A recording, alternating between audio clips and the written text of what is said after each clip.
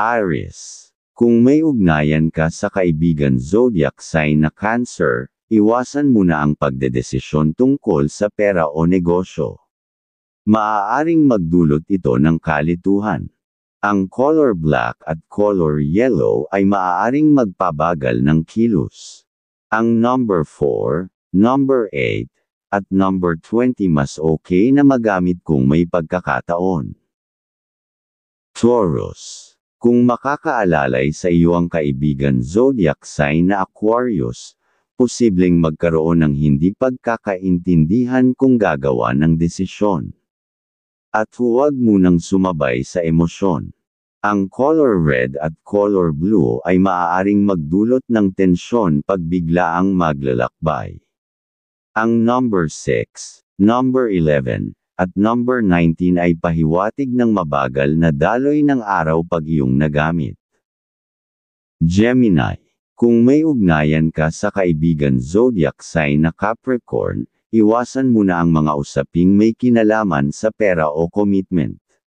Maaaring hindi magtugma ang inyong pananaw. Ang color brown at color maroon ay hindi babagay ngayon. Ang number 2, number 10, at number 15 ay maaaring magdala ng kasiyahan sa mga bawat gagawin na hakbangin. Cancer. Kung makakaalalay sa iyo ang kaibigan zodiac sign na Aries, maging maingat sa mga pag-uusap. Maaaring magkaroon ng maling pag-unawa. Ang color yellow at color silver ay maaaring magpabigat ng loob. Ang number 5, number 13, at number 22 ay hindi magandang gamitin sa mga plano sa negosyo. Okay lang ito para sa pamilya na magamit. Leo. Kung may ugnayan ka sa kaibigan zodiac sign na Taurus, iwasan muna ang sobrang pagdedesisyon o pagmamadali. Mas mainam na gumawa muna ng plano na gusto ninyo. Ang color green at color cream ay maaaring magpababa ng sigla ngayong araw. Ang number 7, number 12, at number 30 ay pahiwatig ng kasiglahan kung gagawa ng isang desisyon. Virgo. Kung makakaalalay sa iyo ang kaibigan zodiac sign na Gemini, maging maingat sa mga detalyeng pinanghahawakan. May posibilidad ng pagkakamali kung laging ikaw ay mapapangunahan.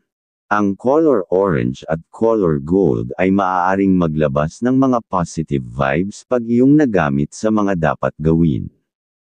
Ang number 9, number 18, at number 26 ay hindi babagay gamitin sa ngayon dahil pwedeng magbigay ng ikakabagal.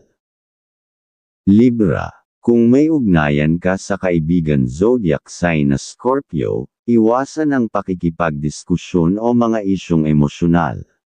Maaaring lumaki ang maliit na usapan. Ang color red at color black ay maaaring magdulot ng tensyon pagtungkol sa pera pag iyong magagamit. Ang number 3, number 14, at number 25 ay hindi mainam sa paggawa ng pagbibiyahe ng malayo, okay sa mga deal na malapit sa iyo. Scorpio. Kung makakaalalay sa iyo ang kaibigan zodiac sign na Leo, iwasan muna ang sobrang pagiging kumpiyansa sa sarili. Maaaring hindi pabor ang resulta ng mga desisyon. Ang color blue at color white ay maaaring magpabagal ng galaw sa mga pagnenegosyo. Sa ibang tao, okay ito sa mga kapamilya.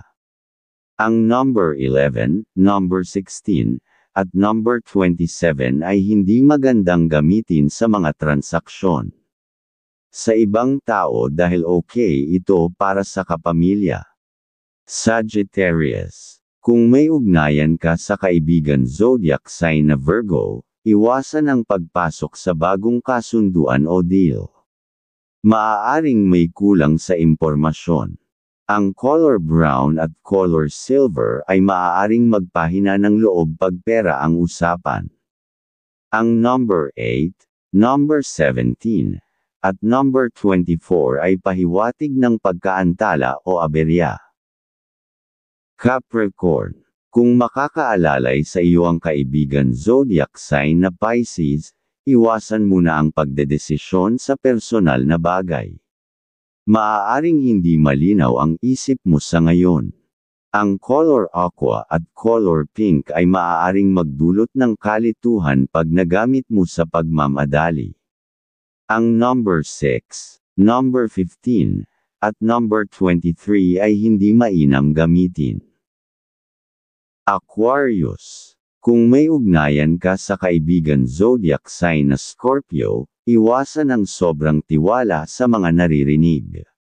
Mas mabuting maghintay muna bago kumilos. Ang color gray at color gold ay maaaring magpabigat ng loob. Ang number 9, number 18, at number 31 ay hindi pabor ngayong araw. Pisces. Kung makakaalalay sa iyo ang kaibigan zodiac sign na Capricorn, iwasan ang mga komplikadong usapan o pagdedesisyon. Maaaring hindi maganda ang resulta. Ang color red at color brown ay maaaring magdala ng tensyon. Ang number 7, number 11, at number 21 ay hindi babagay gamitin ngayon.